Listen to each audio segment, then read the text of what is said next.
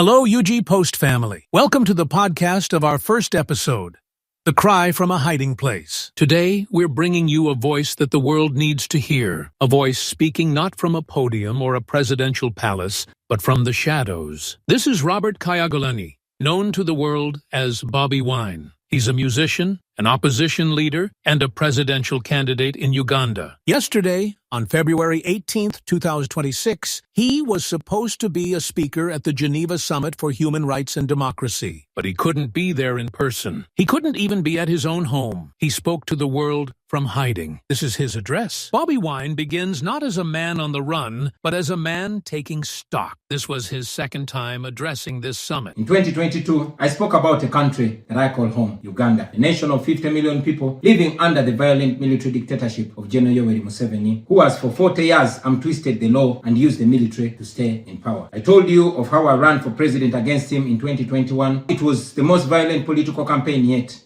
and how he massacred hundreds of our people on the 18th and 19th of November 2020. How he shut down the internet on the eve of the election, imprisoned me inside my home for weeks, and then declared himself winner of the 2021 presidential election. That was 2021. But despite that violence, hope, he says, is a stubborn thing. So in 2025, he announced he would run again. For 112 days, he campaigned, and the people turned out in overwhelming numbers. And just as before, the violence returned. Supporters were murdered. The internet was shut down this time, 3 days before the vote. What followed, in his words, was not an election, but a military operation. He describes a vote so rigged that the president received more votes at his own polling station than there were registered voters. His party officials were arrested, abducted. 2 female deputy presidents of his party were dragged away and, as he speaks, are still languishing in prison after being held incommunicado in a military barracks. And then the election was over.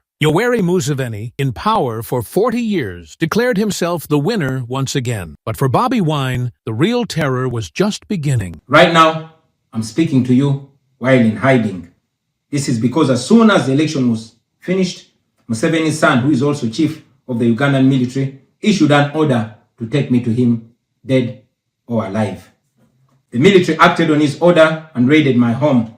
They tortured my family members, humiliated and undressed my wife, accusing her of hiding me.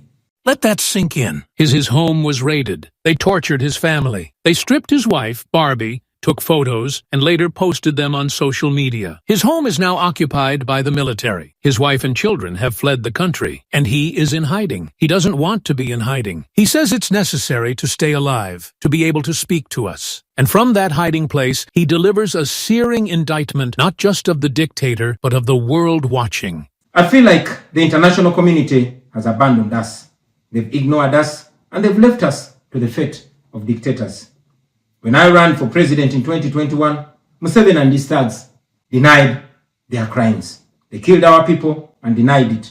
They tortured people and denied it. They raided our houses and denied it.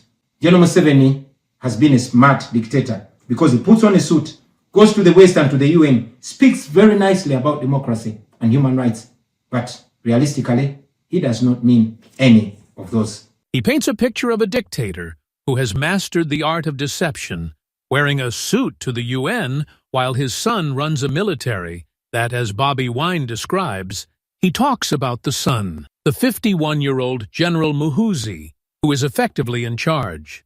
Unlike his father, Muhoozi doesn't even pretend. He openly and shamelessly says despicable things on social media. On Twitter, he openly confesses and brags about committing atrocities against the people of Uganda.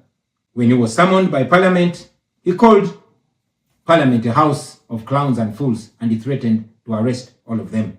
He describes judges of the Supreme Court of Uganda as clowns in wigs, and he has threatened to crush all journalists that dare to criticize his actions. In April last year, he abducted, detained, and tortured my close friend and bodyguard called Eddie Sebufu, also known as Eddie Mutwe. He later on posted on Twitter naked pictures of Eddie, boasting that Eddie Mutwe was in his basement learning Museveni's mother tongue, Unyankole. Last month, he bragged about killing 22 of my friends, and he said that he's praying that I am the 23rd person for him to kill. In other words, Museveni and his son no longer fear international retaliation for their crimes. They've been so emboldened by your lack of action. They know that they can murder their own people, imprison them, torture them, remove their fingernails, push needles down their testicles, and nothing will happen to them. He describes a regime that no longer fears retaliation. They are emboldened by global inaction. So, what is the call to action? Bobi Wine lays out two futures. One is a future of continued complacency, where Uganda spirals, and the world is eventually forced to react to a genocide, arriving only to commiserate when it is, as he says, too late. The other future requires the world to rise to the occasion. You can rein in on Geneva Museveni and his son through targeted sanctions as well as financial and legal pressures. Ladies and gentlemen, Ugandans are not seeking for pity. Ugandans are only seeking to see the world take action against the individuals that have violated their rights for far too long. Those that have abused democracy with impunity should be the starting point. Please sanction these individuals. Sanction Geneva Museveni. Sanction General Muhoozi. Sanction all the police and military officers that are responsible for gross human rights violations. Sanction those commanders. Sanction the judicial officers that have aided criminality through deliberately misinterpreting the law or skewing it. His plea is specific and urgent. He asks the international community to treat Museveni like they treated Idi Amin, but to remember that Amin's terror lasted 8 years. Museveni's has now stretched to 40. He asks nations not to recognize the election results, to terminate cooperation with a regime he calls illegitimate.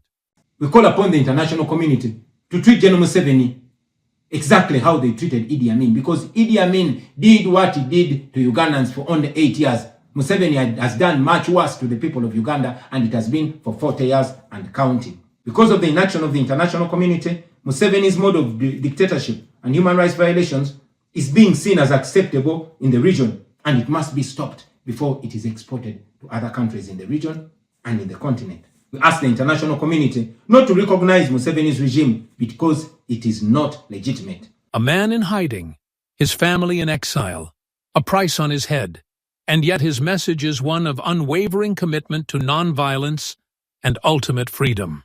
He doesn't ask for pity. He asks for partnership. He asks the world to stand by the values it professes before it's too late.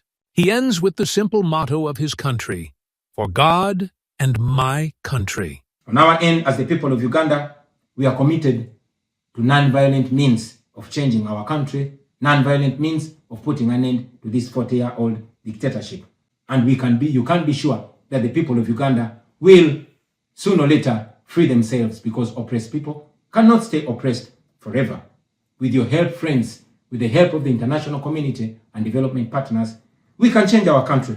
We can liberate Uganda before it is too late. I thank you for listening to me, for God and my country. This is Bobi Wine, speaking from an undisclosed location in Uganda on 18th February 2026. We will continue to follow his story and the story of the Ugandan people. Thanks for watching. Subscribe for more episodes.